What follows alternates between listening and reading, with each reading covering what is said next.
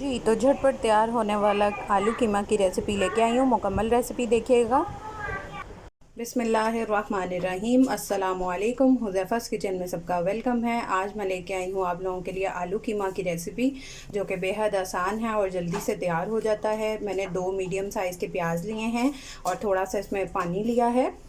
अब मैंने इसमें 2 टीस्पून जो है वो लहसुन के पाउडर ऐड कर दिया है और 2 टीस्पून ही मैंने अदरक का ऐड कर दिया है।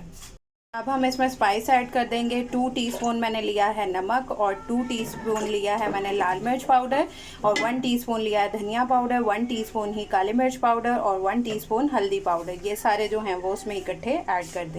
इसमें मैंने 1.5 कप जो है वो डाल दिया है कुकिंग ऑयल। अब इसको वेट लगा देंगे और अगर आप लोग वैसे भुनाई करना चाहते हैं तो वैसे भी कर सकते हैं। अब मैंने इसका वेट खोल के इसमें कीमा ऐड कर दिया। 1 पाव कीमा है। अब इसको 10 से 15 मिनट तक जो है वो इसकी भुनाई कर लेंगे। अब मैंने इसमें आलू ऐड कर दिए हैं। अब इसको 10 से 8 मिनट तक इसकी भुनाई करके ऑयल ऊपर आ जाएगा।